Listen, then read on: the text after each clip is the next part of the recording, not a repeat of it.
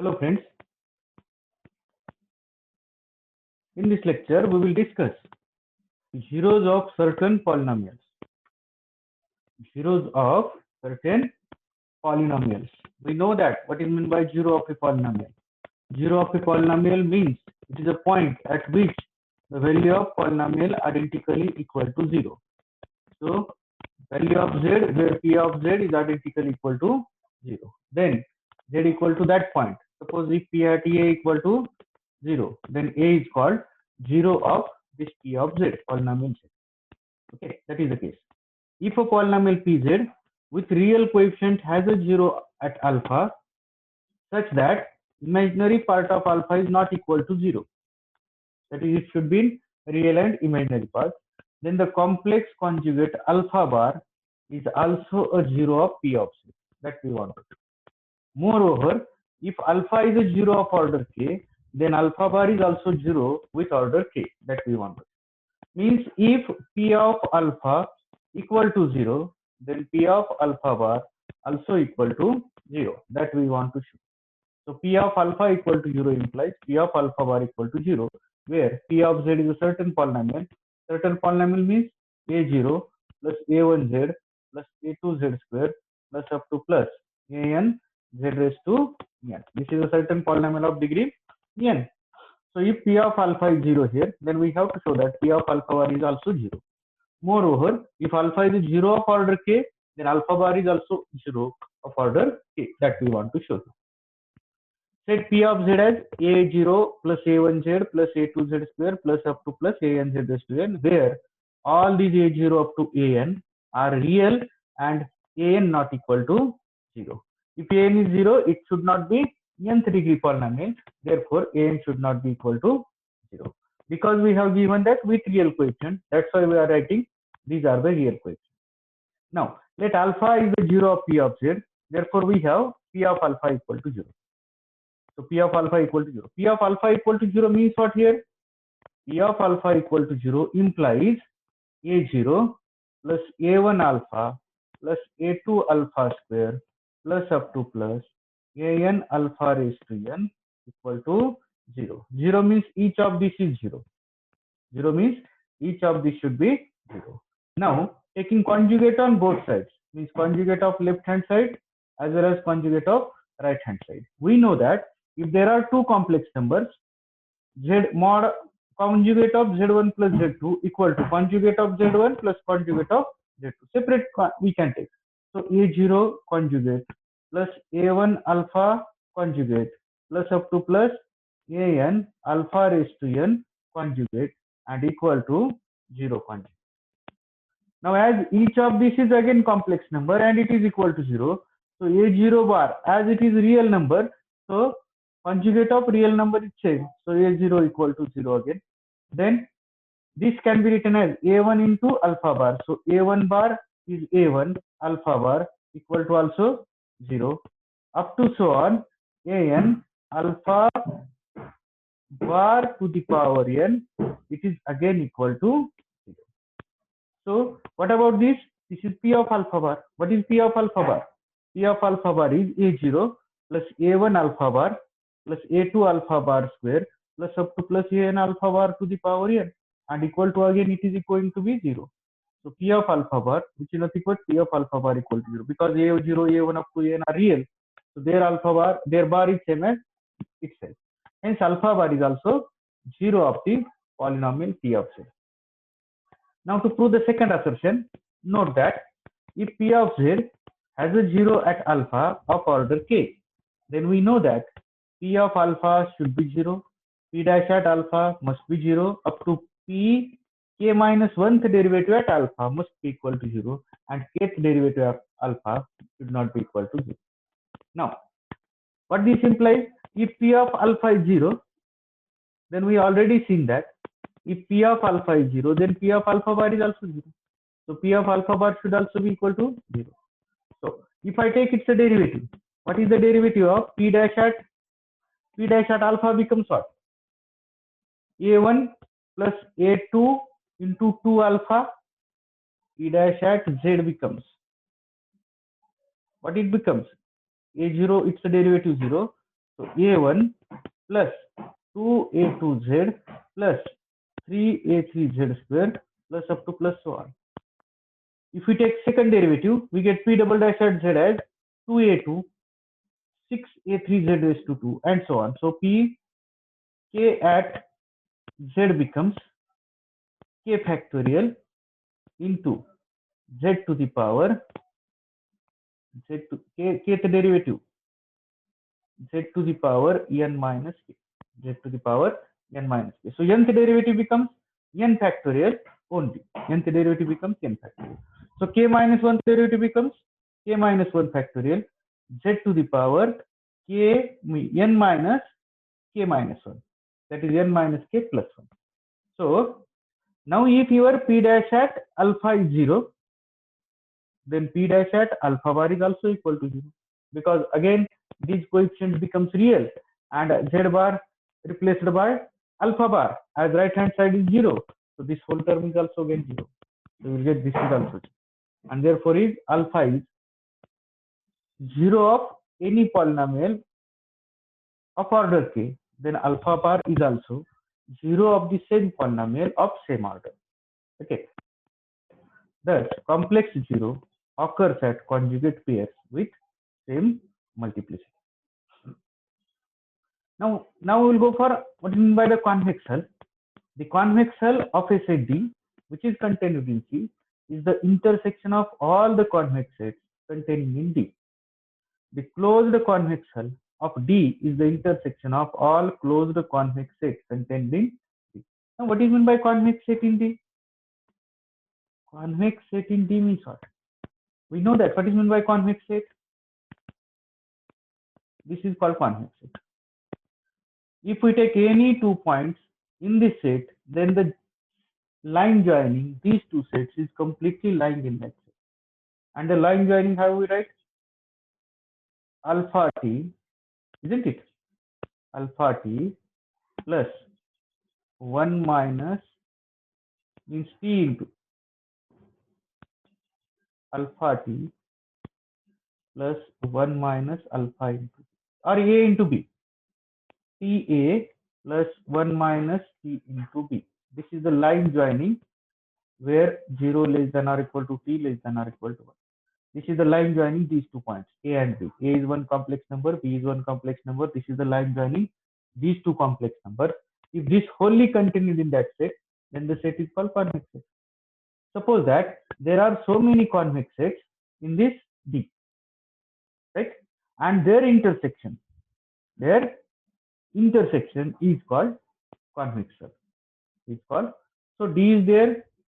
Such types of sets are somewhere there. Then intersection is called convex set. Okay. Suppose D is like this, and there are some sets. Now circle is a convex, triangle is a convex set, right? Triangle is a convex set. Then rectangle is also convex set. So its intersection with this one, which include all these things. So such type of set is called convex hull. So the closed convex hull of D is the intersection of all closed convex sets containing in D. It can be seen that the convex hull of points Z1, Z2 up to Zn in C is the set of all linear combinations Z, J from 1 to N, lambda J, Z, J, with lambda J lies between 0 to 1. Where it comes? For every complex, we say that it is a convex set means what? It should be such combination with lambda J lies between 0 and 1, and addition of all lambda J is equal to 1. Addition of all lambda J is equal to 1. If we add it, we get equal to 1. Okay. T plus 1 minus t, it is 1. T plus 1 minus t, it is 1. So you got this from convex hull. So the convex hull of all points is a linear combination of Z type Zj lambda j from j is equal to 1 to n, where lambda j, each lambda j is lies in between 0 to 1, and their summation becomes 1. By using this convex hull, we have a Green's theorem here. Suppose that P of Z is a polynomial of degree greater than or equal to 1. Then every 0 of P dash Z lies in the convex of set of zeros of P of Z. What is this result? Suppose that Pz is a polynomial of degree greater than or equal to 1. Then every 0 of P dash Z lies in the convex of set of zeros of Pz. Set of zeros of Pz. Subset a polynomial of the form k from 1 to n z. What is their polynomial means what? A of z is a polynomial of degree n means what? It should be of this type: a0 plus a1z plus up to plus anz raised to n. Can I write same as z minus z0 into z minus z1 into z minus z2 up to z minus zn? That can we can take such factors there. This is the nth degree polynomial, isn't it? It should be a k from 1, or I will write 1, 2, 3 up to n. So there are n. This is the nth degree polynomial. So pz can be written in this way also. Where z1, z2 up to zn are not necessarily listing the zeros of p of z. These are all the zeros of p of z. Thus, by logarithmic differentiation, it follows that for z equal to zk, log of p of z is nothing but now product, right? So what is log of p of z? Log of product is same as addition of log. So summation from k equal to 1 to n log of z minus zk. So if we take derivative of this with respect to z, we get log of p of z. It's a derivative 1 upon p of z into p dash z. And derivative of this term is what? Derivative of each of this term, that is summation from k equal to 1 to n 1 upon z minus zk. This becomes p dash z upon p of z equal to summation from k equal to 1 to n z minus zk bar upon mod of z minus zk whole square. Why we obtain this? Multiplying numerator and denominator by z plus zk. By z minus zk is there, na? So mod z minus zk square, z into z bar, yes, z into z bar equal to z square, mod z square or mod z bar square. So multiplying numerator and denominator by conjugate of z minus zk and divided by conjugate of z minus zk, we get modulus of z minus zk square, and numerator is conjugate of z minus zk. Therefore, now bar of this left hand side, bar of p dash z upon pz becomes summation from k equal to 1 to n, bar of numerator upon bar of denominator. So that you will get summation from k equal to 1 to n 1 upon mod z minus zk bar. This its a bar is what? Because bar of modulus is nothing but itself, as it is real number. So z minus zk bar, its a bar is z minus zk. Summation from k equal to 1 to n. Now let small c is an complex number such that p of c not equal to 0 and p dash at c equal to 0. P of c non-zero, but first derivative is 0. That means c is not 0. C is not 0, but first derivative may be 0. We don't know what about that. Then above equation becomes c is equal to summation from k equal to 1 to n zk c minus zk to the power minus 2 upon summation from k equal to 1 to n mod of c minus zk, it's to the power minus 2. How you will get this? What we are taking c we are taking in such a way that, so replacing this z by c, I will write, replacing z by c, what you will get? P dash at z upon p of z, p dash at z upon p of z bar equal to summation from k equal to 1 to n 1 upon c minus zk to the power 2 into c minus zk into c minus zk. What we obtain here? So p dash at c is equal to 0, but p of c not equal to 0. So we are getting, so this is equal to, this implies this term summation k from 1 to n c minus zk upon mod of c minus zk square equal to 0, because this is 0.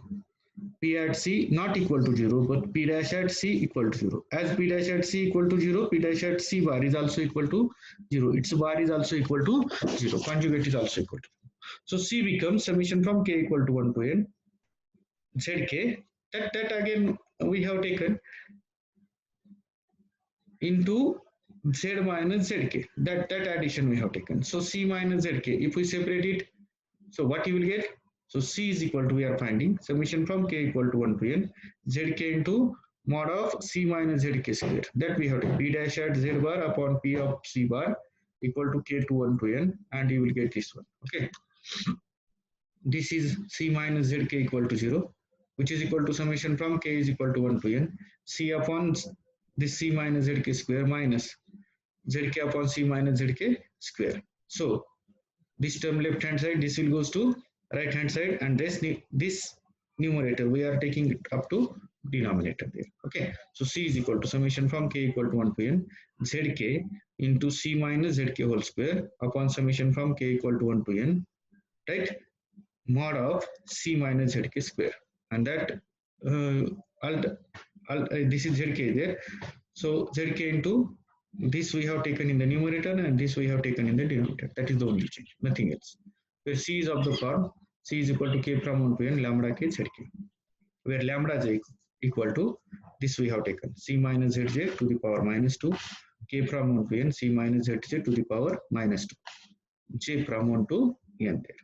This shows that if z1, z2, z3 up to zn are the zeros of p of z, then for every zero c of p dash z, there are non-negative numbers lambda 1, lambda 2 to lambda n, such that c is the linear combination of zk with summation of lambda k is equal to 1. Summation of lambda k is equal to 1. Here p of c not equal to 0.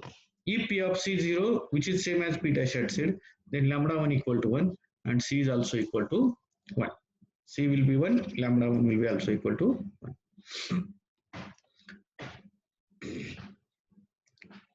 Okay, one more interesting result we are having, and which is also important, Lucas theorem.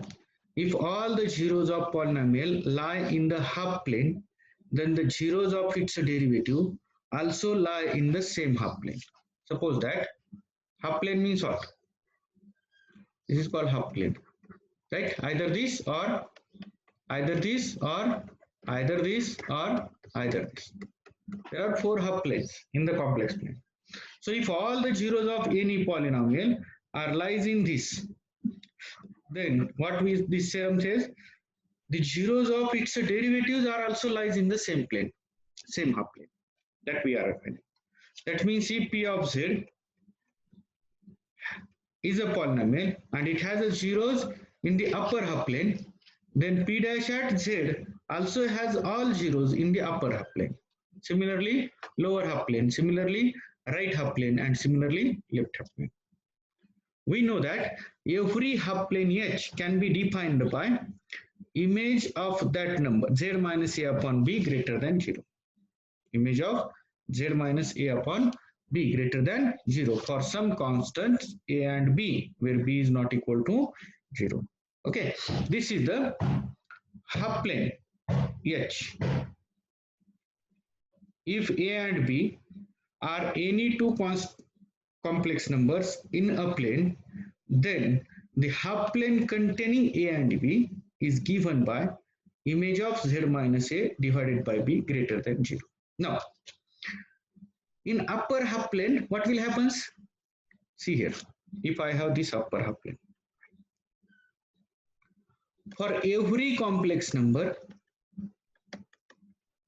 its a y coordinate is positive.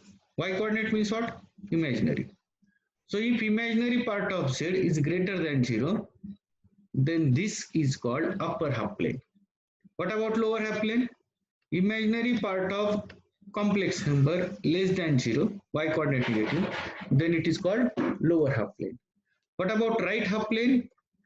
If real part of z is greater than 0, then it is called right half plane, and if real part of z is less than 0, then it is called left half plane.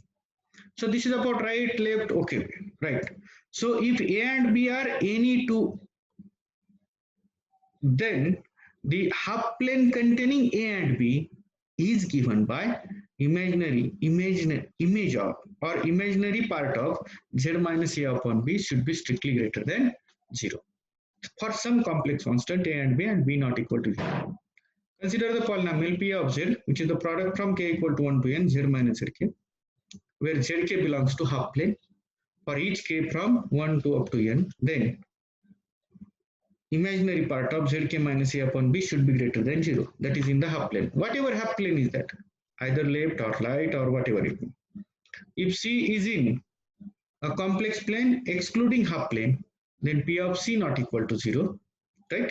P of C not equal to 0. Therefore, imaginary part of C minus A upon B less than or equal to 0. And imaginary part of C minus Zk upon B, which is imaginary part of C minus A upon B minus imaginary part of Zk minus A upon B is strictly less than 0. This is just adjustment.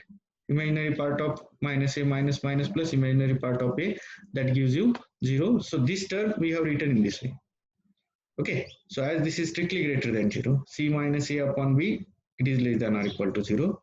And this is greater than 0, its negative is less than 0, therefore its whole is less than 0, which implies that imaginary part of B upon C minus K, if I reverse it, it should be greater than 0 for each K from 1 to up to n. So using P dash Z upon Pz equal to summation from K equal to 1 to n, 1 upon Z minus Zk as in the previous, which is nothing but this one, we get imaginary part of B times P dash C upon P of C equal to summation from K is equal to 1 to n, imaginary part of B upon C minus Zk, and it should be greater than 0. As it is greater than 0, summation is also greater than 0, for C is not in half plane. Hence B times P dash C upon P of C not equal to 0, or P dash C not equal to 0 whenever C does not belongs to H. This implies if P dash C equal to 0, then C belongs to H. That is, the zeros of its derivative are also lies in the half plane. Okay, that is the result. And these two are the, one is the corollary. If all the zeros of polynomial lies in the smallest convex polygon, then the zeros of its derivative also lie in the same polygon. It is just a corollary there. If n is the number of zeros counting according to the multiplicity of polynomials P of Z of polynomial P of Z in a disk having center at A and radius R, then integral over any curve having center A, radius R, capital R, of P dash Z upon P of Z with respect to Z is 2 pi I times n. What is n? N is the number of zeros of polynomial P of Z. Then integral over a circle having center A, radius capital R, of P dash Z upon P of Z with respect to Z is 2 pi I times capital N. We have P dash Z upon P of Z equal to summation from K equal to 1 to n, 1 upon Z minus Zk. Just we have taken there on above. Okay. Integral, therefore, integral over mod Z minus A, that is integral over circle having center A, radius capital R, of P dash Z upon P of Z dz equal to also integral. Means integral and summation are interchangeable. Therefore, K from 1 to n, integral over mod Z minus A equal to R1 upon Z minus Zk dz, which is equal to summation from K is equal to 1 to n. Now, 1 upon Z minus Zk, we have to take integral with respect to Z. So what is it? This is this term. This is your 2 pi, that is length of the curve. Length of the curve. Okay, Z minus Zk. So this is 2 pi I. That is integral over a circle C 1 upon Z minus A dz equal to, we already proved it, it is equal to 2 pi I. So this is 2 pi I. So K times 2 pi I plus 2 pi I plus 2 pi I up to n times. So 2 pi I n is there. So we got this result, 2 pi I n. So this is about zeros of the polynomial. Zeros of the polynomial.